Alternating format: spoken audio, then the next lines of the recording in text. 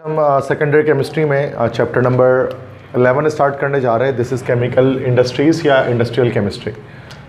तो इससे पहले हमने 10 चैप्टर डिस्कस किए हैं। लास्ट चैप्टर जो हमारा क्लोज हुआ था चैप्टर 10, तो वो था हमारा biochemistry, sorry not biochemistry, it was yes biochemistry था चैप्टर 10। और चैप्टर 11 हमारा है industrial chemistry. It is also actually the branch of chemistry. तो ये आसान सा चैप्टर है, छोटा सा चैप्टर है, और इसमें इक्वेशंस वगैरह कुछ भी नहीं है, केमिकल रिएक्शंस वगैरह कुछ भी नहीं है, जस्ट कुछ मेमोराइजेशन के लिए कुछ बातें हैं, कुछ फैक्ट्स हैं जिनको मेमोराइज करना है, जिनको याद रखना है, बस उसके अलावा कुछ नहीं है इस चैप्टर के अंदर। ठीक है, तो ना कोई डेरिवेशन है, ना कोई न्यूमेरिकल है, और ना ही कोई केमिकल इक्वेशन है। सिर्फ और सिर्फ जो है वो बस कुछ इंफॉर्मेशंस हैं जो आपको मेमोराइज करना है, आपको याद रखना है, बस यही ये पूरा चैप्टर है। तो इंडस्ट्रियल केमिस्ट्री चैप्टर 11 का नाम है। तो आपने क्लास 9th के अंदर आपने ऐसी एक ब्रांच ऑफ केमिस्ट्री पढ़ी होगी, इंडस्ट्रियल केमिस्ट्री। तो डेफिनेशन क्या होती है इंडस्ट्रियल केमिस्ट्री की? तो industrial chemistry is the branch of chemistry which deals with the conversion of raw materials into useful products through chemical process. तो इंडस्ट्रियल केमिस्ट्री वो ब्रांच ऑफ केमिस्ट्री है जिसमें हम पढ़ते हैं कि किस तरह से रॉ मटेरियल्स की मदद से, स्टार्टिंग मटेरियल्स की मदद से, खाम माल की मदद से मुख्तलिफ कंज्यूमर प्रोडक्ट्स को बनाया जा सकता है इंडस्ट्रीज़ के अंदर, जो इंसान के लिए फ़ायदेमंद होते हैं, जैसे paper, plastic, rubber, glass, fibres, fertilisers, cement, paints, shampoo, soaps, detergents. इन सब को जो इंडस्ट्री में बनाया जाता है तो वो इंडस्ट्रियल केमिस्ट्री के थ्रू ही बनाया जाता है। तो इंडस्ट्रियल केमिस्ट्री वो ब्रांच ऑफ केमिस्ट्री है जिसमें हम पढ़ते हैं कि इंडस्ट्रीज़ में चीज़ों को कैसे डेवलप किया जाएगा, कैसे बनाया जाएगा। इसी इंडस्ट्रियल केमिस्ट्री को हम लोग अप्लाइड केमिस्ट्री भी कहते हैं, इसी को अप्लाइड केमिस्ट्री कहा जाता है। तो अप्लाइड केमिस्ट्री वो केमिस्ट्री जो इंडस्ट्रीज़ पे अप्लाई होती है। ठीक है, अप्लाइड केमिस्ट्री, जैसे यूनिवर्सिटी ऑफ कराची, अगर आप कराची यूनिवर्सिटी की तरफ जाएंगे तो केयू के अंदर 2 फील्ड्स हैं केमिस्ट्री की, एक कहलाती है सिर्फ केमिस्ट्री और एक है अप्लाइड केमिस्ट्री, सुना होगा आपने। तो जो सिर्फ केमिस्ट्री है वो तो ऑर्गेनिक, इनऑर्गेनिक, फिजिकल, एनालिटिकल, ये सारी केमिस्ट्री है। और जो अप्लाइड केमिस्ट्री है वो असल में ये इंडस्ट्रियल केमिस्ट्री होती है पूरी, जो ज़्यादातर जॉब्स के साथ कनेक्ट होती है, जिसकी इंडस्ट्रियल जॉब्स ज़्यादा होती हैं। और जो सिर्फ केमिस्ट्री है, जिसको हम प्योर केमिस्ट्री कहते हैं, उसकी जॉब्स लैब्स वगैरह में ज़्यादातर होती हैं। ठीक है, तो ये आप अक्सर बच्चे कंफ्यूज हो जाते हैं कि यार 2 केमिस्ट्री क्यों है ये कराची यूनिवर्सिटी में, ये 2 अलग अलग हैं।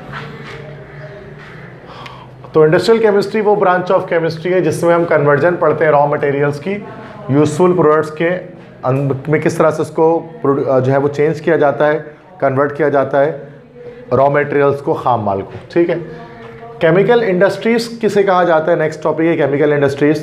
केमिकल इंडस्ट्रीज़ क्या है? All those industries which manufacture chemicals are called chemical industries. हर वो इंडस्ट्री, हर वो सनत जिसमें हम लोग केमिकल्स को बनाते हैं, कंपाउंड्स को तैयार करते हैं, तो उसे कीमियाई सनत या केमिकल इंडस्ट्री कहा जाता है। बहुत आसान बात है भाई, जिसमें केमिकल बनेगा वही तो होगा केमिकल इंडस्ट्री। ठीक है, ये डेफिनेशन हो गई केमिकल इंडस्ट्रीज़ की। अब केमिकल इंडस्ट्री हमारे पास बहुत सारी हैं, पाकिस्तान में या पूरी दुनिया में मुख्तलिफ तरह की बहुत सारी इंडस्ट्री। इसमें 5 को हम डिटेल में डिस्कस करेंगे। Petrochemical industry, fertiliser industry, textile industry, paint industry, detergent industry, और ये है हमारा सीमेंट इंडस्ट्री। 6 को डिस्कस करेंगे इन डिटेल। तो 6 के बारे में हमें कुछ बातें यहाँ पर देखनी है, इन 6 इंडस्ट्रीज़ के बारे में। Petrochemicals, fertilisers, textile, paint, detergent और सीमेंट। ठीक है, तो ये सारी इंडस्ट्रीज़ हमारे पास हैं। इनके बारे में जो बुक में जो चीज़ें हैं, वैसे तो बहुत कुछ होगा इनके बारे में अगर हम गूगल में सर्च करें तो, लेकिन हमें जो बुक में जो चीज़ें लिखी गई हैं हम उनके बारे में डिस्कस करेंगे सिर्फ। ठीक है, ये बातें पेपर में आएंगी आपके। तो सबसे पहले हमारे पास है पेट्रोकेमिकल इंडस्ट्रीज़। पेट्रोकेमिकल इंडस्ट्रीज़ किसे कहा जाता है? पेट्रोलियम इंडस्ट्री भी इसको हम लोग कहते हैं, ये हमने पढ़ रखा है चैप्टर 3 के अंदर पेट्रोलियम में। तो it deals with the extraction and refining of petroleum and natural gas. तो पेट्रोकेमिकल इंडस्ट्रीज़ क्या होती हैं, जो किस चीज़ पर डील करती है, किस तरह से ज़मीन के अंदर से निकाला जाए, किसको बेटा, लाइक पेट्रोलियम को, या किस तरह से नेचुरल गैस को निकाला जाए ज़मीन के अंदर से। फिर आपको पता है पेट्रोलियम जब ज़मीन से निकलता है तो उसको रिफाइन भी किया जाता है, फ्रैक्शनल डिस्टिलेशन है ना, फ्रैक्शनल डिस्टिलेशन ऑफ पेट्रोलियम। तो किस तरह से उसको ज़मीन से निकाला जाएगा और किस तरह से उसको एक्सट्रैक्ट किया जाएगा, ये चीज़ें, तो इस तरह की इंडस्ट्री पेट्रोकेमिकल इंडस्ट्री कहलाती है। तो इसी को पेट्रोलियम इंडस्ट्री भी कहते हैं। ठीक है, तो इसमें अक्सर पेट्रोलियम इंजीनियर्स होते हैं जो इसके अंदर जा रहे होते हैं। तो पेट्रोलियम इंजीनियरिंग जो होती है ना NID के अंदर, तो वो इसमें होती है। तो पाकिस्तान में इतनी ज़्यादा वर्थ नहीं है इसकी पेट्रोलियम साइड की, तो इसलिए लो परसेंटेजेस पर क्लोजिंग होती है। पेट्रोलियम की या पेट्रोकेमिकल की फील्ड्स होती हैं ना, वो डाउन पे जाती हैं, चूँकि पाकिस्तान में इतनी ज़्यादा वर्थ नहीं है। मतलब पाकिस्तान में इतनी पेट्रोल ज़मीन से निकलता ही नहीं है कि इतने इंजीनियर की रिक्वायरमेंट हो। पाकिस्तान अपना ज़्यादातर पेट्रोलियम जो है आपको पता है कि क्या करता है, इम्पोर्ट करता है। वो इम्पोर्ट कर रहा होता तो ज़ाहिर सी बात है हमें डायरेक्ट ही पेट्रोलियम आ जाता, तो हमें ज़रूरत ही नहीं पड़ती ज़मीन से निकालने की। तो इसके लिए पेट्रोलियम इंजीनियर पाकिस्तान के अंदर किसी का ज़्यादा काम के नहीं होते। हाँ, ये पेट्रोलियम इंजीनियर सऊदी अरब के अंदर, कतर के अंदर, कुवैत के अंदर काफ़ी ज़्यादा इनकी डिमांड होती है, चूँकि वहाँ पर बहुत बड़ी तादाद में पेट्रोलियम उनकी ज़मीन से निकलता है। इसलिए अक्सर लोग पेट्रोलियम वगैरह NID से करके आउट ऑफ पाकिस्तान जाते हैं, ख़ास तौर पे गल्फ़ कंट्रीज साइड पे, ठीक है। और अगर पाकिस्तान में रहते हुए जॉब करनी है तो कंप्यूटर साइंस वगैरह इन चीज़ों की तरफ जाते हैं। तो पेट्रोकेमिकल इंडस्ट्री वो डील करती है कि किस तरह से एक्सट्रैक्ट किया जाएगा, निकाला जाएगा पेट्रोलियम को, नेचुरल गैस को ज़मीन के अंदर से, और किस तरह से उसको रिफाइन किया जाएगा। अब ये कैसे किया जाता है ये सब हमने पहले पढ़ रखा है, तो उसके बारे में डिटेल में नहीं बता रहा। फ्रैक्शनल डिस्टिलेशन क्या होता है ना ही इस चैप्टर के अंदर बताया है उन्होंने, इस चैप्टर के अंदर चूँकि हम पहले बता दिया तो यहाँ डिटेल में नहीं जा रहे इसकी, ठीक है। ऑर्गेनिक केमिस्ट्री में पढ़ा है हमने इसको, कोई मसला क्लियर है। नेक्स्ट है फर्टिलाइज़र इंडस्ट्री। फर्टिलाइज़र किसे कहा जाता है? खाद जो है ना, असल में अक्सर खाद नहीं कह सकते। अगर हम सही एग्जैक्ट वर्ड यूज़ करें ना फर्टिलाइज़र के लिए, असल में खाद जो होता है ना वो मैन्यूर होता है। मैन्यूर कहा जाता है खाद को, जो गाय भैंस वगैरह के फजले से बनता है, उनके वेस्ट प्रोडक्ट से बनता है ना, वो सिर्फ खाद होता है। वो मैन्यूर इंग्लिश में उसको हम लोग कहते हैं ना भाई। फर्टिलाइज़र ज़रूरी नहीं है, खाद एक तरह का फर्टिलाइज़र है। Manure is actually a type of fertiliser, it is an example of fertiliser. But fertiliser बहुत सारा और हो सकते हैं। तो फर्टिलाइज़र को उर्दू में जस्ट हम लोग ज़रखेज़ कहते हैं। ज़रखेज़ मतलब जो ज़रखेज़ करे, किसको भाई, सॉइल को, मिट्टी को, रेत को, जिसमें हम लोग फसल उगाएं। तो फर्टिलाइज़र की उर्दू खाद नहीं है, ज़रखेज़ है। खाद जो है ना वो मैन्यूर की उर्दू है, जो सिर्फ एक नेचुरल फर्टिलाइज़र है जो गाय भैंस वगैरह के वेस्ट प्रोडक्ट में होता है। तो ये थोड़ा अक्सर बच्चे फर्टिलाइज़र को ना खाद तर्जुमा कर रहे होते हैं, तो ये गलत हो जाता है। तो फर्टिलाइज़र तो बहुत सारे तो ऐसे पाउडर जैसे वाइट कलर का लगेगा, आपको लगेगा ये कैसे खाद हो सकता है, बट वो खाद होता है, यूरिया वगैरह जैसे, ठीक है। तो fertilisers are used for the growth of plants. Fertilisers क्यों इस्तेमाल किए जाते हैं? प्लांट्स या पौधे वगैरह के नशोनुमा के लिए, उनकी ग्रोथ के लिए। चूँकि आप जानते हैं कि जो सॉइल होता है उसका जो pH जो है वो बहुत मैटर करता है किसमें भाई, के फसल वगैरह को उगाने के लिए। सॉइल है ना, अगर सॉइल एसिडिक हो, अगर उसका pH 7 से बिलो 7 हो, तो वो क्या होगा, स्टेराइल होगा। स्टेराइल से मुराद के हम कह सकते हैं बंजर कह सकते हैं। तो जो सॉइल होता है ना, ये ज़मीन जो होती है, सॉइल जो होती है, सॉइल दो तरह की हो सकती है। एक हमारे पास सॉइल कहलाती है फर्टाइल मतलब ज़रखेज़ ज़मीन या ज़रखेज़ मिट्टी, और एक कहलाती है स्टेराइल मतलब बंजर ज़मीन, ठीक है। तो दोनों में फ़र्क क्या होता है? फर्टाइल ज़मीन वो होती है जिसमें घास पौधे या घास फूस वगैरह पौधे वगैरह उगते हैं, और बंजर ज़मीन वो होती है जिसमें घास फूस नहीं उगते या पौधे नहीं उगते, जो कि सही नहीं होता पौधों के नशोनुमा के लिए। अब कैसे पता लगता है कि फर्टाइल और स्टेराइल लैंड कौन होती है? pH डिपेंडेंट होता है। अगर किसी ज़मीन का pH लेस देन 7 है, मतलब अगर वो ग्रेटर देन 7 है, अगर वो बेसिक है तो फिर वो फर्टाइल है। और अगर pH किसी ज़मीन का लेस देन 7 है, मतलब कि अगर वो एसिडिक है, तब वो स्टेराइल है। तो एसिडिक ज़मीनों पर कभी भी जो है ना वो काश्तकारी नहीं हो सकती, वो एग्रीकल्चर नहीं हो सकती। हाँ, बेसिक ज़मीनों में हो सकती है। तो फर्टिलाइज़र असल में कुछ बेसिक सॉल्ट्स होते हैं या बेस जैसे ही होते हैं। बेसिक सॉल्ट होते हैं जो क्या करते हैं, बेसिसिटी को बढ़ाते हैं ज़मीन की, जिसकी वजह से क्या होता है कि उसमें खेती बाड़ी की जा सकती है, उसके अंदर फार्मिंग की जा सकती है, एग्रीकल्चर या ज़राअत किया जा सकता है उसके अंदर, ठीक है। तो ये मेन फंक्शन है असल में फर्टिलाइज़र का, या हम कहते हैं ज़रखेज़ का। There are 2 types of fertiliser. Fertiliser 2 तरह के होते हैं, 2 तरह के फर्टिलाइज़र होते हैं। अब वो 2 कौन तरह के हैं? एक हमारे पास होते हैं ऑर्गेनिक फर्टिलाइज़र और एक सिंथेटिक फर्टिलाइज़र। ऑर्गेनिक फर्टिलाइज़र क्या होंगे? ऑब्टेन नेचुरली, जो कुदरती तौर पर हमें मिलेंगे। जैसे मैन्यूर मैंने आपको बता दिया, जैसे मैन्यूर अभी बताया, खाद जिसको हम कह रहे थे, तो वो तो एक नेचुरल फर्टिलाइज़र है, चूँकि नेचुरली मिल जाता है गाय भैंस वगैरह के वेस्ट प्रोडक्ट से। इसी तरह से सिंथेटिक फर्टिलाइज़र भी होता है, आर्टिफिशियल फर्टिलाइज़र। सिंथेटिक का मतलब आप जानते हैं, उसके मतलब होता है man made, man made fertiliser, वो फर्टिलाइजर जिसको इंसान बनाता है, जिसको हम इंडस्ट्री में तैयार करते हैं, तो इट इज ऑब्टेन्ड सिंथेटिकली, उसको इंडस्ट्रीज में बनाया जाता है। ऐसे भी होते हैं जिनको बनाया जाता है कंपनी में, और ज़्यादातर तो बनाया ही जाता है खाद वगैरह को, उसकी कंपनीज होती हैं बड़ी बड़ी, जैसे एंग्रो फर्टिलाइजर्स, एंग्रो का नाम सुना होगा आपने, एंग्रो फर्टिलाइजर बहुत बड़ी कंपनी है। यस, एंग्रो फर्टिलाइजर्स, अभी जिसके ओनर की डेथ हुई थी ना उसमें, यस, ओशियन गेट में जो डेथ हुई थी, तो एंग्रो के मालिक थे ना वो। तो एंग्रो जो था, तो एंग्रो बहुत बड़ी कंपनी है पाकिस्तान की। अच्छा, कराची में भी है, मतलब वो एंग्रो कराची में एंग्रो पॉलीमर्स, एंग्रो फूड्स हैं। एंग्रो फर्टिलाइजर्स जो है ना वो है डहरकी में, डहरकी जो है इंटीरियर सिंध का एक शहर है, तो डहरकी, तो वहाँ पर एंग्रो फर्टिलाइज़र जिसको हम कहते हैं ना वो है, ठीक है। तो पूरा एंग्रो सिटी है उसको कहते हैं हम लोग, बहुत काफ़ी बड़ी है। तो वो सिंथेटिक फर्टिलाइज़र, इस तरह से कराची में एक है। अच्छा, फौजी फर्टिलाइज़र, FFBL कहते हैं बिन कासिम में, फौजी फर्टिलाइज़र बिन कासिम लिमिटेड, बिन कासिम टाउन में, तो वो फौजी फर्टिलाइज़र कहलाती है। वो भी बड़ी तादाद में जो है वो फर्टिलाइज़र्स को जनरेट करती है। लेकिन एक FFC है, फौजी फर्टिलाइज़र कंपनी, जो बड़ी है काफ़ी। FFBL तो छोटी है जो कराची में, उसके बड़ी जो है वो FFC है, फौजी फर्टिलाइज़र कंपनी, जो मीरपुर मैथलो में, मीरपुर मैथलो जो है वो असल में इंटीरियर सिंध का वो भी एक शहर, ठीक है। तो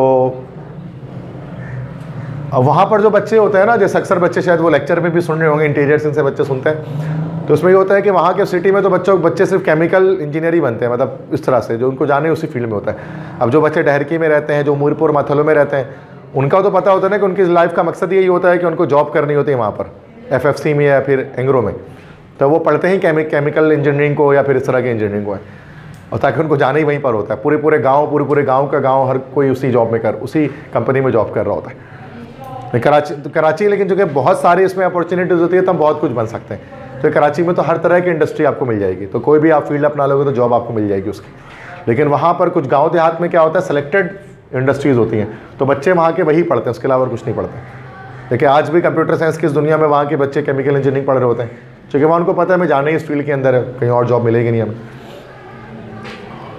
तो ऑर्गेनिक फर्टिलाइज़र जो कि नेचुरली हम ऑब्टेन करते हैं, सिंथेटिक फर्टिलाइज़र जिसको सिंथेटिकली बनाया जाता है इंडस्ट्रियल लेवल पर। अब सिंथेटिक फर्टिलाइज़र हमारे पास बहुत सारे हो सकते हैं, तो मैंने यहाँ पर 4 नाम लिख दिए। तो 4 सिंथेटिक फर्टिलाइज़र हैं, ammonium nitrate, urea, diammonium phosphate, potassium chloride. इनके फॉर्मूले यहाँ पर आगे साइड में, अमोनियम नाइट्रेट मतलब NH4NO3, फॉर्मूला तो आप जानते हैं लिखना, ठीक है। NH4 अमोनियम होता है, NO3 नाइट्रेट, ये एक फर्टिलाइज़र होता है अमोनियम नाइट्रेट। यूरिया, इसका आप जानते हैं ये फार्मूला होता है, ठीक है। यूरिया का कार्बोनाइल ग्रुप के साथ दो तरफ NH2, कार्बेमाइड भी कहा जाता है उसका UPSC में, यूरिया। इसी तरह से डाईअमोनियम फॉस्फेट, डाईअमोनियम फॉस्फेट से मुराद के लाइक NH4 ये डाईअमोनियम हो गया, HPO4 ये हमारे पास हो गया बाईफॉस्फेट। यहाँ पर होना चाहिए था बाईफॉस्फेट, डाईअमोनियम बाईफॉस्फेट, चूँकि FCPO4 फॉस्फेट होता है, HPO4 आ जाए तो ये बाईफॉस्फेट कहलाता है। तो डाईअमोनियम बाईफॉस्फेट ये हमारे पास एक हो सकता है, फॉस्फोट PO4 होता है फॉस्फेट, और HPO4 हो जाएगा बाईफॉस्फेट। डाईअमोनियम में NH4 के लिए 2 लगा देंगे, चूँकि बाईफॉस्फेट की वैलेंसी -2 होती है जो उसके नीचे आ जाएगी। फॉर्मूला हमने बनाना सीखा हुआ कैसे बनाते हैं, इससे पहले चैप्टर 1-2 में ही सीखा है। तो डाईअमोनियम बाईफॉस्फेट ये हमारा हो गया। इस तरह से पोटेशियम क्लोराइड KCl ये भी हमारा फर्टिलाइज़र होता है, पोटेशियम क्लोराइड। तो अब ये क्या करते हैं बेटा, न्यूट्रिएंट्स प्रोवाइड करते हैं। अब न्यूट्रिएंट्स क्या देंगे, अब जाहिर सी बात है इसमें नाइट्रोजन न्यूट्रिएंट, ये न्यूट्रिएंट नाइट्रोजन प्रोवाइड करते हैं, नाइट्रोजन साइकिल में मदद करता है ये प्लांट्स के लिए, ये भी नाइट्रोजन प्रोवाइड करता है यूरिया। डाईअमोनियम बाईफॉस्फेट क्या, नाइट्रोजन और फॉस्फोरस दोनों मिनरल्स होती हैं, दोनों न्यूट्रिएंट्स प्रोवाइड करते हैं प्लांट्स को। इसी तरह तक पोटेशियम क्लोराइड क्या करता है, पोटेशियम फ्लोराइड प्रोवाइड करता है। तो असल में नाइट्रोजन, फॉस्फोरस और पोटेशियम NPK ये 3 एलिमेंट्स होते हैं जिनको हमेशा समझा जाता है कि बहुत ज़्यादा नेसेसरी होते हैं प्लांट्स की प्रोडक्शन और प्लांट्स की ग्रोथ के लिए। नाइट्रोजन, फॉस्फोरस और पोटेशियम प्लांट्स के लिए बॉटनी के अंदर बहुत ज़्यादा करामत होता है, नाइट्रोजन साइकिल में हेल्प करते हैं और इसके अलावा भी बहुत सारे काम होते हैं, ठीक है। तो ये इसलिए ये तमाम जो कंपाउंड्स हैं ना, ये इस तरह के मिनरल्स या न्यूट्रिएंट्स प्रोवाइड करते हैं किसको, प्लांट्स को, ठीक है। तो बस ये चीज़ें याद रखनी है फर्टिलाइज़र के बारे में कि फर्टिलाइज़र क्या काम करता है। ये प्लांट्स के नशोनुमा में बता देता है। 2 तरह के फर्टिलाइज़र होते हैं, एक ऑर्गेनिक फर्टिलाइज़र जो नेचुरली मिलता है, एक सिंथेटिक फर्टिलाइज़र जो कि इंडस्ट्री में बनाया जाता है। सिंथेटिक फर्टिलाइज़र 4 एग्जाम्पल्स लिखी मैंने, वो याद रख लेगा। अमोनियम नाइट्रेट है, यूरिया है, डाईअमोनियम बाईफॉस्फेट और पोटेशियम क्लोराइड है, जो नाइट्रोजन, फॉस्फोरस, पोटेशियम इस तरह के न्यूट्रिएंट्स प्रोवाइड कर रहे होते हैं किसको, प्लांट्स को। क्लियर है, बस उसमें कोई वो नहीं है, बस मेमोराइजेशन है, याद रखना, ठीक है। नेक्स्ट इसके बाद है कि टेक्सटाइल इंडस्ट्री। Textile industry. अब टेक्सटाइल भी एक पूरी फील्ड है। एनईडी के अंदर दो फील्ड होती है, एक होती है टेक्सटाइल इंजीनियरिंग और एक होती है टेक्सटाइल साइंसेस। ये दोनों आपको एनईडी में मिलेंगे और ये भी बड़ी लो कैटेगरी की फील्ड है, मतलब लो परसेंटेज पर एडमिशन हो जाता है, जिसकी आप में से 65-70 भी आई हुई है तो उसका भी एडमिशन आराम से हो जाएगा, ठीक है। लेकिन जाहिर सी बात है बच्चे इतना जाना नहीं चाहते उस तरफ। टेक्सटाइल पाकिस्तान में तो है, लेकिन मतलब जाहिर सी बात है कि है तो, बट इतनी ज़्यादा नहीं है जितनी होनी चाहिए। टेक्सटाइल फील्ड्स वगैरह, टेक्सटाइल है कराची में एक से एक, अगर आप साइट एरिया में जाएंगे, लिबर्टी टेक्सटाइल, स्टार टेक्सटाइल, बहुत सारे आपको मिलेंगे, SM डेनिम वगैरह बहुत सारे मिलेंगे आपको, मुस्तकीम टेक्सटाइल, यूनुस टेक्सटाइल, बहुत सारे। तो लेकिन जो है वो इतनी ज़्यादा नहीं है, बहुत सारे बंद होकर चले गए, बांग्लादेश की तरफ ट्रांसफ़र हो गए बहुत सारी टेक्सटाइल कंपनीज पाकिस्तान की। तो ये है कि जॉब तो मिल ही जाती है सिंपल, लेकिन है कंपटीशन है इसके अंदर, इसलिए बच्चे इसको नहीं लेते थे ना। तो टेक्सटाइल इंडस्ट्रीज़ की बात करें, टेक्सटाइल किसे कहा जाता है, what is textile industry? Textile industries deal with the production of fibres from which clothes are made. सही है ना भाई? टेक्सटाइल इंडस्ट्री क्या बनाती है भाई? फाइबर्स बनाती है, रेशे जिसको हम कहते हैं ना, धागे, धागे या फाइबर्स की मैन्युफैक्चरिंग करती है। उन धागों की मदद से क्या होता है, कपड़े बनाए जाते हैं, है ना भाई। पूरा प्रोसेस होता है उसके अंदर, स्पिनिंग वीविंग का प्रोसेस होता है। पहले स्पिनिंग करता है तो धागा बनता है, उस स्पिनिंग की वीविंग की, फिर उस धागे की वीविंग की जाती है, तो वीव करने से क्या होता है, पूरे पूरे कपड़े जो है वो चादरें तैयार होती हैं, फिर उनकी कटिंग वगैरह की जाती है, वो सब बहुत सारे काम होते हैं। तो टेक्सटाइल कंपनीज का नाम सुना होगा आपने, गुल अहमद टेक्सटाइल, अलकरम टेक्सटाइल, खाड़ी टेक्सटाइल, ये सब नाम होते हैं। तो है कराची में, ऐसी बात नहीं कि नहीं है, बट जितनी खपत है, जितने लोग अनएम्प्लॉयड हैं, जितने बच्चे हैं, उसके लिहाज से कम है, उसके लिहाज से और बहुत सारी होनी चाहिए थी, ठीक है। तो टेक्सटाइल इंडस्ट्री अच्छा, उसमें क्या होता है बेटा, फाइबर्स तैयार किए जाते हैं, रेशे तैयार किए जाते हैं, तो सिंथेटिक फाइबर्स उनको हम कहते हैं। तो कुछ सिंथेटिक फाइबर, नीचे मैंने यहाँ पर 3 सिंथेटिक फाइबर लिख दिए, इनका नाम आपको पता होना चाहिए। एक हमारे पास है पॉलीएस्टर, इसको पॉलिस्टर बोल रहे होते हैं, दैट इज पॉलीएस्टर। एस्टर का पॉलीमर होता है ये, पॉलीएस्टर बोलते हैं, this is actually the polymer of ester. तो पॉलिस्टर या पॉलीएस्टर, ठीक है। तो अक्सर लोग इसको ना दुकानदार भी पॉलिस्टर बोल रहे होते हैं, ये पॉलीएस्टर है ये, मतलब अगर हम कहते हैं पॉलीमर ऑफ एस्टर, एस्टर का पॉलीमर, पॉलीएस्टर, सही है। तो पॉलीएस्टर क्या बेटा, किसके लिए इस्तेमाल करते हैं पॉलीएस्टर को? दिस इज फॉर क्लोथिंग, जो कपड़े वगैरह इसके बनते हैं ना, पैंट शर्ट्स वगैरह बनते हैं पॉलीएस्टर के। आर्टिफिशियल कॉटन भी इसको कहा जाता है, पॉलीएस्टर को हम लोग कहते हैं आर्टिफिशियल कॉटन, मिक्स कॉटन जो हमारे पास कहलाता है। एक तो नेचुरल कॉटन होता है, वो अलग है, ये आर्टिफिशियल कॉटन है। अक्सर तो आर्टिफिशियल कॉटन ही यूज़ किया जाता है, लिखा मतलब होता है, तो वो पॉलीएस्टर ही यूज़ करते हैं। नेचुरल कॉटन बहुत कम इस्तेमाल किया जाता है, और नेचुरल कॉटन का कपड़ा पहनना भी बड़ा मुश्किल है, बड़ा कड़क सा होता है वो, मतलब वो आप अजीब सा उसको लगेगा पहन के। तो हम गाँव वाले जो बटेरे लोग पहनते हैं ना, ये उस टाइप का होता है, एकदम कलफ लगा हुआ, एकदम स्ट्रेट, उसको ना लट्ठा बोलते हैं जिसको हम लोग, लट्ठा कहलाता है ना वो, लट्ठा बिल्कुल एकदम वाइट जो होता है वो, तो वो होता है प्योर कॉटन, कलफ जिसमें लगाते हैं, तो वो एक अलग चीज़ है। लेकिन हम लोग जो अक्सर जो शहरों में पहनते हैं, हम लोग पॉलीएस्टर ही पहनते हैं कॉटन के नाम पर, वो आर्टिफिशियल कॉटन होता है, ठीक है। तो उसको इस्त्री करना वगैरह भी इतना मसला नहीं होता, और वो नेचुरल कॉटन तो आप इस्त्री कर ही नहीं सकते, उसमें पानी डालो, ये बड़े मसाइल उसके अंदर होते हैं, ठीक है। तो वो नहीं इस्त्री होता इतने आराम से। तो पॉलीएस्टर क्या होता है, क्लोथिंग में इस्तेमाल करते हैं, बेड शीट बनाते हैं पॉलीएस्टर की, चादरें वगैरह जो होती हैं, कर्टेंस, पर्दे वगैरह बनाए जाते हैं, बहुत सारे काम। नायलॉन, दिस इज, इसको लैलून बोल रहे होते हैं, this is nylon, NYLON, nylon, ठीक है। असल में 2 वर्ड से निकला हमारे पास है नायलॉन, NY, ये उसका मतलब होता है न्यूयॉर्क, और LON जो है ना, इसका मतलब दिस इज लंदन, ठीक है। तो नायलॉन 2 वर्ड से, न्यूयॉर्क, लंदन, ठीक है। 2 सिटीज़ ने मिलकर, ये 2 शहरों की मुश्तरका पेशकश थी ये सिंथेटिक फाइबर, 2 शहरों ने मिलकर इसको बनाया था। न्यूयॉर्क जो अमेरिका का शहर है, अमेरिका का सिटी है न्यूयॉर्क, और एक इंग्लैंड का सिटी है कैपिटल लंदन, पता है ना आपको ये बात। तो न्यूयॉर्क और लंदन ने मिलकर बनाया था, that's why this is called nylon, and New York London, ठीक है। न्यू तो नायलॉन, तो ये साबित कर रहा हूँ कि क्यों नायलॉन बोलते हैं इसको, मतलब लैलून बोलेंगे तो फिर तो ये वाली बात नहीं रहेगी, नायलॉन भी बोलते हैं बहुत सारे, दैट्स नायलॉन, ठीक है, न्यूयॉर्क लंदन। नायलॉन फाइबर आपने देखा होगा, मछली की डोर भी जिसको हम लोग कहते हैं ना, मछली की डोर कहलाती है ना न्यूयॉर्क, एंड नायलॉन। रोप्स बनाने में, रस्सी बनाने में इस्तेमाल करते हैं, रोप्स को रस्सी की फॉर्मेशन, नायलॉन का धागा देखा होगा आपने, प्लास्टिक वाला धागा जो होता है। पैराशूट्स को बनाने में इस्तेमाल करते हैं, चूँकि ये वाटर रेजिस्टेंस होता है, वाटर प्रूफ होता है, तो पैराशूट का कपड़ा भी जिसको हम लोग कहते हैं ना, जो पैराशूट का कपड़ा होता है जिसमें बारिश वगैरह का असर नहीं होता है, बैग वगैरह होता है ना पैराशूट के, तो वो भी नायलॉन, जैकेट्स होते हैं तो वो भी नायलॉन का बना होता है, उसमें पानी वगैरह नहीं जाता ना उससे अंदर उसके, तो वो पैराशूट या फिर रोप्स को बनाने में इस्तेमाल करते हैं। इसके बाद है एक्राइलिक या एक्रेलिक जिसको हम कहते हैं। एक्रेलिक का भी नाम आपने सुना होगा। एक्रेलिक भी फाइबर है। इस फाइबर से क्या करते हैं, स्वेटर्स, ब्लैंकेट्स वगैरह बनाते हैं। स्वेटर्स हैं या फिर ब्लैंकेट्स हैं ना, तो उससे वो प्लास्टिक जैसा होता है, ऊपर आपने देखा होगा ना, वो अक्सर ब्लैंकेट्स जो होते हैं ना उनके उसके ऊपर जो चादर लगी होती है प्लास्टिक टाइप की लग रही होती है, वो रेड वाली, रेड ब्राउन डिफरेंट कलर्स की जो होती है ब्लैंकेट आपने देखा होगा। तो वो ब्लैंकेट के ऊपर जो कह सकते हो ना, जो कि जो उसके ऊपर जो चादर होती है, जो कपड़ा होता है उसके ऊपर, वो एक्रेलिक का होता है। हीट रेजिस्टेंट होता है। उसका फ़ायदा क्या होता है, हीट रेजिस्टेंट होता है। मीन्स कि गर्माइश जो है ना, मतलब ठंडक जो है ना उसके अंदर नहीं जाती, वो अंदर गर्म रहता है। इसको एक्रेलिक कहते हैं। उसके स्वेटर वगैरह भी बनाए जाते हैं। तो ये अलग अलग मतलब फाइबर से धागे जिनकी वजह से कपड़े तैयार किए जाते हैं। तो पॉलिएस्टर याद रखिएगा, ठीक है, नायलॉन और उसके अलावा एक्रेलिक, ये 3 याद रखिएगा। और क्या इस्तेमालात इसके, बेसिक बात को मसला। तो ये टेक्सटाइल इंडस्ट्री की बात थोड़ी सी हमने की। अब कैसे बनाते हैं, क्या तरीका होता है, ये ना बुक में बताया गया ना आपको बताना है। ये बड़ी क्लासों में जब तुम जाओगे, जब इस फील्ड को, टेक्सटाइल इंजीनियरिंग को ज्वाइन करेगा तो खुद ही सीख लेगा, अभी सीखने की ज़रूरत नहीं है उसको। ठीक है भाई, समझ में आ गई बात। इसके बाद पेंट इंडस्ट्री नेक्स्ट। उसके बाद 4th हमारे पास है पेंट इंडस्ट्री। पेंट इंडस्ट्री का क्या मतलब है कि लाइक पेंट्स वगैरह किस जिसमें बनेंगे, पेंट्स जो हम दीवारों पे करते हैं, इस तरह से विंडोज डोर्स में करते हैं, तो पेंट इंडस्ट्री वो हमारे पास कहलाता है। तो इट इज़, तो पेंट्स हमारे पास मुख्तलिफ तरह के होते हैं। 4 तरह के पेंट बुक में लिखे गए हैं, वो चारों नाम याद रखते हैं आपको, ठीक है। Water based paint, oil based paint, animal paint, epoxy paint, ठीक है। तो सबसे पहला है वाटर बेस्ड पेंट, जिसमें पानी मिलाया जाता है, ठीक है। इसी को डिस्टेम्पर कहते हैं, डिस्टेम्पर, ठीक है। इसी को डिस्टेम्पर कहा जाता है।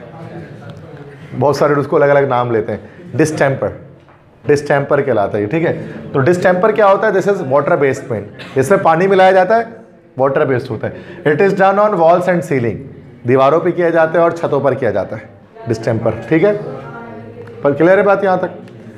सेकंड उसके बाद क्या, ऑयल बेस्ड पेंट, जिसको ऑयल पेंट भी कहते हैं। ऑयल पेंट, ऑयल पेंट में क्या होता है, पानी नहीं मिलाते, उसमें ऑयल मिलाया जाता है, कैरोसिन ऑयल या फिर इसके अलावा स्पिरिट मिला सकते हैं, है ना भाई, देखा है। Oil paint, oil based paint या oil paint, it is done on wood work and metal surfaces, लकड़ी पर किया जाता है या फिर मेटल, लोहे वगैरह पर, लोहे की दीवार, मतलब लोहे के जो है वो दरवाजे हो गए, खिड़कियाँ हो गई, उनमें किया जाता है। लकड़ी के दरवाजे को उनमें करते हैं, पता है सबको बात, कोई मुश्किल बात तो है नहीं, क्या बात है, कुछ भी नहीं। इसके बाद थर्ड है animal paint. Animal paint, animal paint को हम लोग कहते हैं मैट फिनिश। मैट फिनिश देखा है, दीवारों पर होता है। क्या फ़र्क है डिस्टेम्पर और मैट फिनिश में? लॉन्ग लास्टिंग होता है, ड्यूरेबल होता है, बिल्कुल सही कहा। शाइन भी होता है, मैट, मैट उसको कहते हैं ना, वो शाइन कर रहा होता है, ग्लॉसी लुक होता है उसका, ग्लॉसी टाइप का होता है। और वॉशेबल होता है वो, क्योंकि मतलब डिस्टेम्पर पे अगर आपने लिख दिया है ना तो वो छूटेगा नहीं है वो। लेकिन अगर आपने मैट फिनिश में किसी बच्चे ने कुछ लिख दिया है तो उसको हम साफ भी कर सकते हैं, मतलब वॉश कर सकते हैं उसको, सरफ डाल के उसको वॉश कर। तो ऑयल पेंट तो हो गया कि ऑयल पेंट का बताते हैं। इसके बाद एनिमल पेंट, जिसको मैट फिनिश कहा जाता है, ये मोर ड्यूरेबल होता है, जैसे कि मैंने उसमें बता दिया कि ज़्यादा ड्यूरेबिलिटी होती है उसकी। इसके बाद एक होती है इपॉक्सी पेंट। इपॉक्सी पेंट जो है ना वो अक्सर अंडर वाटर किया जाता है, ये नॉर्मली घर पे इसका कोई सवाल नहीं है इपॉक्सी पेंट का। इपॉक्सी पेंट ना जेली टाइप होता है, प्लास्टिक टाइप पेंट होता है ये इपॉक्सी पेंट, रेजेंस होती है इसके अंदर। तो it is waterproof paint, ये वाटर प्रूफ पेंट होता है, वाटर प्रूफ, जिसमें पानी वगैरह नहीं लगता। अक्सर इसको हम लोग, मतलब पानी वगैरह लगेगी ना तो पानी को ये जज्ब कर लेता है। अक्सर इसको वेदर शील्ड के तौर पे भी इस्तेमाल करते हैं, छत पे अक्सर, बिल्कुल छत पे करा रहे होते हैं, छत के ऊपर जो हो रहा होता है, या फिर वेदर शील्ड में घर के बाहर भी कर रहे होते हैं, इसको वेदर शील्ड कह रहे होते हैं। तो बारिश का पानी जब उसके ऊपर रखता है तो फिर उसको वाटर प्रूफ पेंट होता है, उसको कोई फर्क नहीं पड़ता है। मैट फिनिश तो जैसे कि आपने बताया लेयर्स बन के उखड़ जाती है, तो मैट फिनिश पानी के साथ रेजिस्टेंस नहीं है। लेकिन इपॉक्सी पेंट का ना वो पानी भी इस पर लगे, पानी धूप वगैरह भी लगती है तो ये ड्यूरेबिलिटी उसकी बरकरार रहती है, ठीक है। तो ये वाटर प्रूफ पेंट कहलाता है हमारे इपॉक्सी पेंट, समझ गए। तो ये 4 पेंट्स पता होने चाहिए।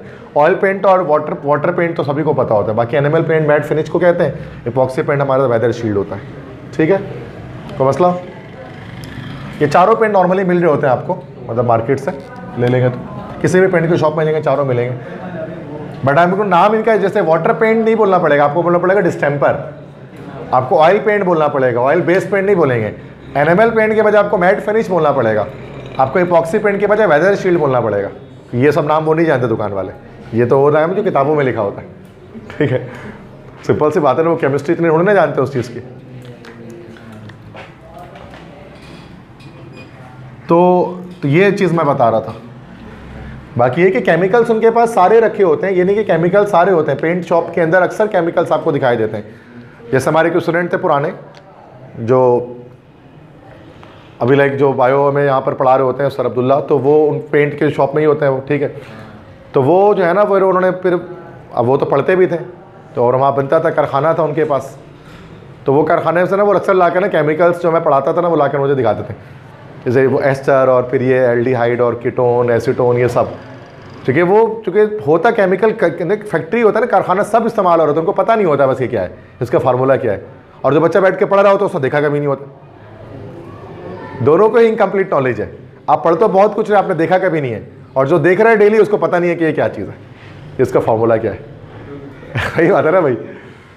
तो वही मैंने बताया कि वो फिर मुझे, चूँकि उन्होंने तो पढ़ा हुआ भी था क्लास में और फिर वो कारखाने में भी होते थे, तो उन्होंने फिर उसको दिखाया ला करना, तो ज़्यादा अच्छा कॉन्सेप्ट क्लियर हो गया उनका कि जो इस पढ़ रहे हैं उनको दिख भी रहा है ना भाई। तो अक्सर जो पेंट इंडस्ट्रीज़ होती है उसमें सारे केमिकल्स, बहुत सारे केमिकल्स यूज़ किए जाते हैं। अब आते हैं उसके बाद पांचवी इंडस्ट्री, उसके बाद जिसको हम लोग कहते हैं डिटर्जेंट इंडस्ट्री। डिटर्जेंट किसे कहा जाता है आपको पता है? पाउडर वगैरह ही होते हैं जिनकी वजह से क्या किया जाता है, वॉशिंग की जाती है, कपड़े वगैरह धोए जाते हैं। डिटर्जेंट, वॉशिंग पाउडर भी उसको हम कह सकते हैं। डिटर्जेंट इंडस्ट्रीज़ जिसमें क्लीनिंग और वॉशिंग पर्पज़ के लिए इस्तेमाल किया जाता है। लेकिन याद रखना कि डिटर्जेंट्स को अगरचे सर्फ भी कहते हैं, but Surf is actually the name of a company. दुनिया में पहली बार जो डिटर्जेंट बनाई गई थी ना अमेरिका में, जिस कंपनी बनाया था उस कंपनी का नाम था सर्फ।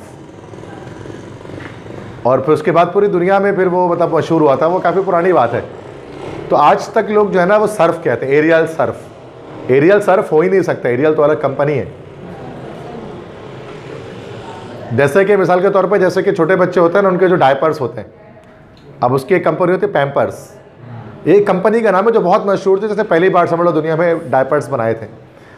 अब लेकिन एक दूसरी कंपनी के साथ बोलते हैं बोना पापा का डायपर, सॉरी बोना पापा के पैम्पर्स, है ना भाई। अक्सर लोग आप तो शॉप में जो होते हैं उनको पता होगा कि बोना पापा के पैम्पर्स देते हैं, तो पैम्पर्स तो बोना पापा को हो ही नहीं सकता, वो तो अलग कंपनी, वो अलग कंपनी है। इस तरह एरियल का सर्फ तो हो ही नहीं सकता, सर्फ तो अलग कंपनी है जो डिटर्जेंट बनाती है। एरियल का डिटर्जेंट हो सकता है, सर्फ एक्सेल का डिटर्जेंट हो सकता है, बात समझ में आ रही है। इसी तरह से शुरू में मोबाइल कंपनीज में होता था ना कि कार्ड्स होते थे, 100 रुपीज़ का कार्ड, 500 का कार्ड नोट करना होता था, स्क्रैच करने का, देखा होगा आपने। उसके बाद जो है ना वो उसने टेलीनॉर ने सबसे पहले एक सहूलत मुयसर की थी जिसको कहा जाता था ईजी लोड। 10 रुपये से शुरू हुआ था, वो कि 10 रुपये का ईजी लोड भी आप करा सकते हैं, 10 रुपये का बैलेंस डलवा लिया, 20 रुपये का डाला लिया, ईजी लोड कहा करते थे, क्योंकि टेलीनॉर में हर चीज़ ईजी के नाम से आती है, ईजी लोड, ईजी पैसा, है ना भाई। तो उसके बाद जब तो सबने देखा ये तो बड़ा टेलीनॉर मशहूर हो गया इसकी वजह से, जो स्टूडेंट्स वगैरह थे उनके जेब में 10-20 रुपये ही होता था, वो डला लेते थे। अब लोगों ने कहा भाई ये तो बड़ा तेज़ी से मशहूर हो रहा है, तो यू फ़ोन वगैरह सब ने अपना अपना निकाला। यू फ़ोन ने निकाल दिया यू टॉपअप के नाम से इसको, यू टॉपअप, कि यू टॉपअप करवा लें। इस तरह से जोंग ने यारी लोड के नाम से निकाल दिया, यारी लोड, मतलब सब ने अपने अपने नाम से निकाल दिया ना। लेकिन पब्लिक क्योंकि लेकिन जो टेलीनॉर ने ईजी लोड की टर्मिनोलॉजी दी थी ना, वो इतनी मशहूर हो गई थी ना कि लोग यू फ़ोन के भी बोले यू फ़ोन का ईजी लोड कर दीजिए, यू फ़ोन का ईजी लोड कर दिए। जोंग यू फ़ोन में तो ईजी लोड हो ही नहीं सकता, यू फ़ोन में यू टॉपअप होता है, लेकिन पता किसी को नहीं होता है। ठीक है, ईजी लोड इतना मशहूर नाम हो गया था, लोगों के जहन में चढ़ गया और आज तक यूज़ किया जाता है। इस तरह से डायपर्स के लिए पैम्पर्स इतना मशहूर नाम है कि आज भी यूज़ होता है, समझ गया। इसी तरह से यहाँ पर सर्फ इतना मशहूर हो गया ना नाम कि आज भी हम हर चीज़ के साथ सर्फ का वर्ड इस्तेमाल कर लेते हैं, लेकिन सर्फ एक अलग कंपनी है। बात समझ में आ रही है क्या बता रहा हूँ? तो कुछ ऐसी चीज़ें जो गलत है लेकिन मशहूर है, गलतुल आम जिसको हम कहते हैं, मिसनोमर्स, गलत नाम जो मशहूर हुआ है, ऐसे ही होता है ना। चलो भाई, तो ऐसे एक्स्ट्रा बात कर रहा था। तो डिटर्जेंट्स क्या होते हैं बेटा? तो ये ऐसे कुछ पाउडर्स होते हैं जो क्या करते हैं भाई कि जो वॉशिंग क्लीनिंग पर्पज़ के लिए इस्तेमाल किए जाते हैं, ठीक है। अब बहुत सारे डिटर्जेंट्स हमारे पास होते हैं जिसमें सोप का भी तस्करा उन्होंने कर दिया इसके साथ ही। जैसे एक है लॉन्ड्री डिटर्जेंट, लॉन्ड्री मीन्स के लाइक क्लोथ्स वगैरह को वॉश करने के लिए, cleaning clothes in washing machine, washing machine वगैरह में कपड़े धोने के लिए जो है वो आपको पता है कि लॉन्ड्री डिटर्जेंट्स यूज़ करते हैं, एरियल सर्फ एक्सेल वगैरह, ठीक है। अगरचे पेड प्रमोशन नहीं कर रहा मैं, अगरचे ब्रांड्स के नाम ले रहा हूँ मैं यहाँ पर, बट चलता है, पैसे नहीं दिए उन्होंने मुझे कोई नाम लेने के, ठीक है। क्लासरूम में पढ़ाने के लिए बोलना पड़ता है, क्या करें, ठीक है। ओके, नेक्स्ट इसके बाद dish washing detergent. Dish washing detergent से मुराद क्या कि वो डिटर्जेंट जिससे डिश वॉशिंग, वैसे हम लोग सोप इस्तेमाल करते हैं डिश वॉशिंग के लिए, लेमन मैक्स, हरा काम में खरा, नींबू की ताकत से भरा, ठीक है, तो हम लोग तो वही इस्तेमाल करते हैं ना, लेमन मैक्स। लेकिन डिटर्जेंट्स भी होते हैं इसके, मतलब इसके भी पाउडर्स आते हैं डिटर्जेंट, जिसको हम लोग डिशेस को वॉश करने के लिए, बर्तन धोने के लिए इस्तेमाल करते हैं। नॉर्मल भी हम लोग एरियल वगैरह भी इस्तेमाल कर सकते हैं, मतलब बर्तन धोने के लिए कर सकते हैं, अक्सर लोग करते भी हैं। तो डिश वॉशिंग डिटर्जेंट होता है ये। इसके अलावा एक होता है all purpose cleaner. All purpose cleaner ये अक्सर हमारे पास लिक्विड स्टेट में होता है, ये सरफेस क्लीनर जिसको हम लोग कह रहे होते हैं, वो सरफेस साफ़ करने के लिए अक्सर इस्तेमाल करते हैं, विंडो वगैरह को साफ़ करने के लिए, शीशे की चीज़ों को, आईना वगैरह साफ़ करने के लिए। देखा होगा ना, स्प्रे टाइप का होता है, तो ऑल पर्पस क्लीनर कहलाते हैं ना वो, सरफेस क्लीनर भी उसको हम कहते हैं, अलग अलग नामों से होता है। तो cleaning various surfaces and floor, फर्श साफ़ करने के लिए, डिफरेंट सरफेस को साफ़ करने के लिए इस्तेमाल करते हैं। शीशा वगैरह देखा होगा आपने इसको, ये स्प्रे टाइप का होता है ये। हैंड सोप, अच्छा ये सोप जो है ना, सोप अलग चीज़ होती है। सोप और डिटर्जेंट में क्या डिफरेंस होता है? देखो, एक तो कंपोजिशन का डिफरेंस होता है, वो तो मुश्किल एक बात है, उस पर तो मैं बात नहीं कर रहा। मैं बात कर रहा हूँ कि नॉर्मल क्या डिफरेंस होता है साबुन और इसमें, सर्फ में। स्टेट दोनों सॉलिड है, क्या मतलब? वो पाउडर होता है और वो थोड़ा सा मतलब लाइक सॉलिडिफाइड फॉर्म में होता है। ये मेन फर्क नहीं है वैसे, बनाता तो है ना दोनों। कोई बता सकता है कि क्या? बड़ा आसान, 9-10 के बच्चे पढ़ते हैं यार, कोई आसान सा फर्क बताइए। नहीं, ऐसे नहीं बात है कोई, यस हार्डनेस का, ये बात सही कह रहे हो बिल्कुल। डिटर्जेंट जो है ना वो हार्ड वाटर पे वर्क कर सकता है, खारे पानी में काम कर लेगा, लेकिन सोप खारे पानी में काम नहीं करेगा। मतलब डिटर्जेंट जो है वो खारे पानी में झाग बना लेता है, लेकिन साबुन खारे पानी में झाग नहीं बनाता, ऐसे ही होता है ना भाई। तो ये एक मेन फर्क है, इसलिए डिटर्जेंट को सबका हासिल है सोप पर। सोप ज़्यादा, डिटर्जेंट ज़्यादा बेहतर है सोप से, इसलिए हम लोग आजकल डिटर्जेंट यूज़ करते हैं सोप के मुकाबले में, अक्सर कपड़े धोने के लिए। और लेकिन एक नुकसान क्या है, अब एक ये तो प्रोस एंड कॉन्स दोनों है। अभी मैंने ये बताया कि सोप का क्या नुकसान है, डिटर्जेंट का क्या फ़ायदा है।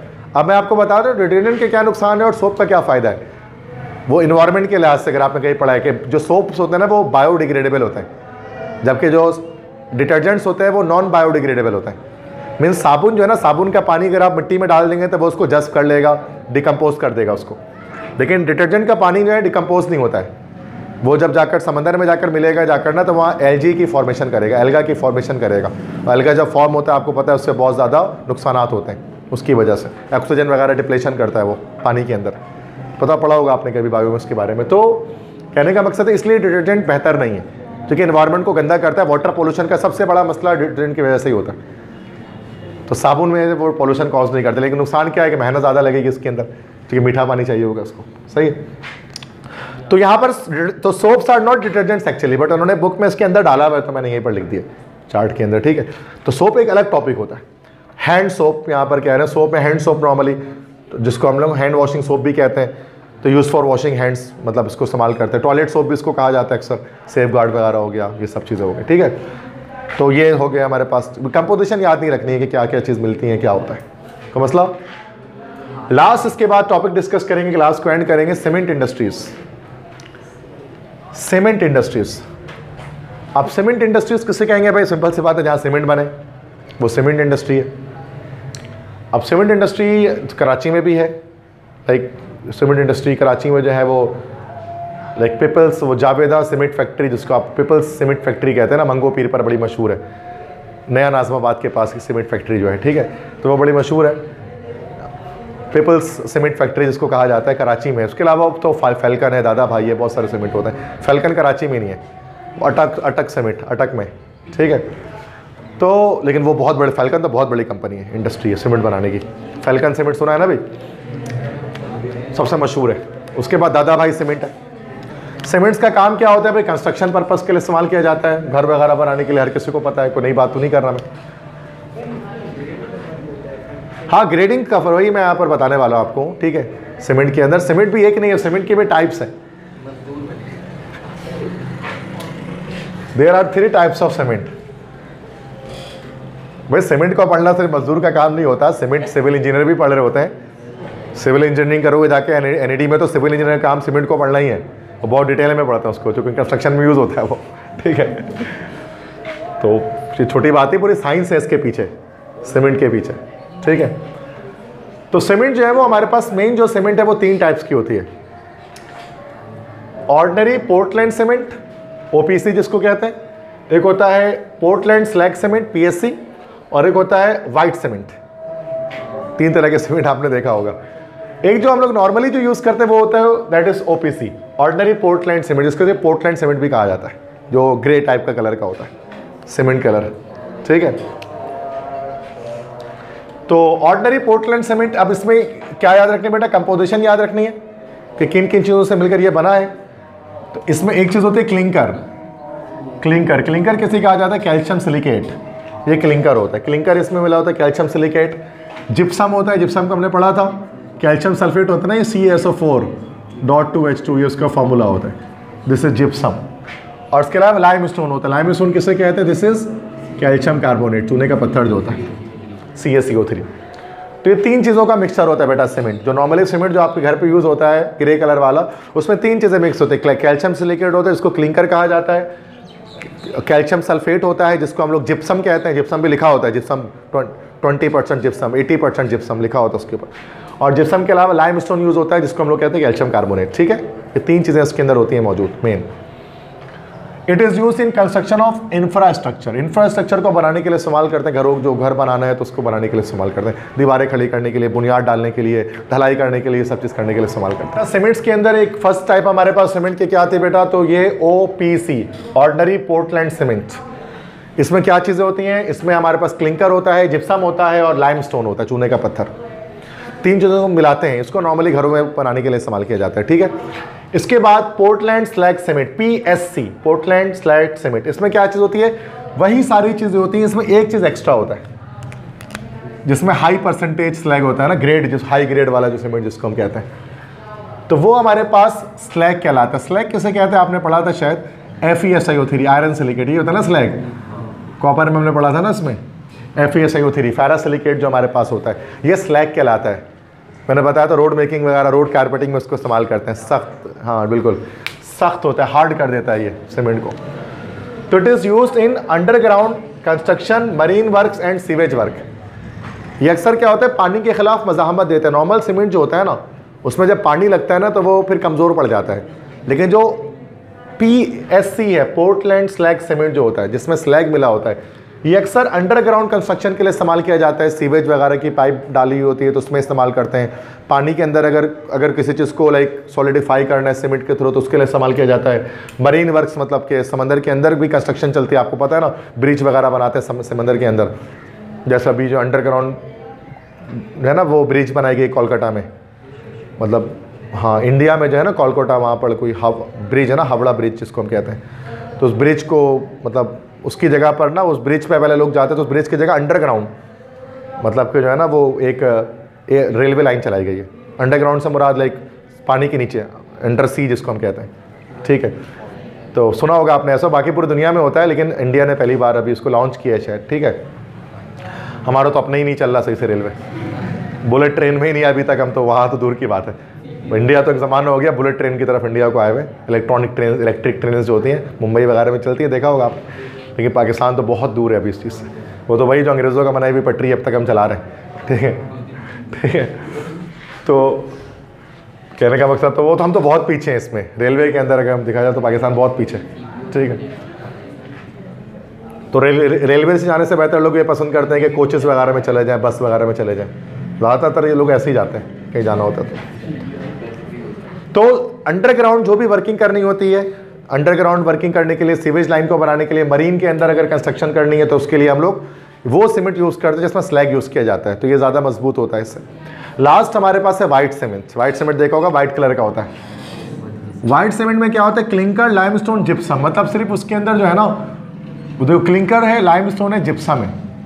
क्लिंकर, लाइमस्टोन, जिप्सम, तो फर्क क्या है इसके अंदर,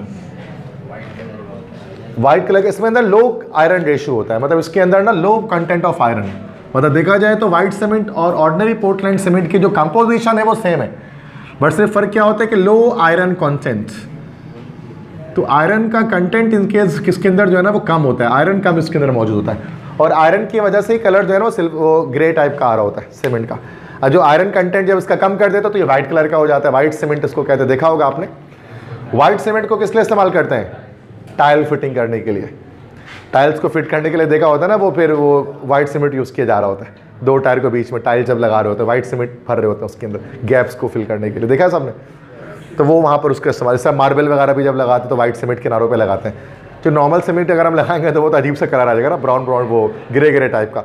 तो वाइट सीमेंट लगाया है ताकि वो कलर इतना बुरा ना लगे उसका, तो वाइट वाइट टाइप का वो ब्राउन कलर के साथ वो मिक्स हो जाता है उसका कलर उसके साथ, सही है। तो ये वाइट सीमेंट कहलाती है। भी सीमेंट की एक टाइप होती है जो अक्सर मार्बल टाइल के फिटिंग के लिए इस्तेमाल करता है।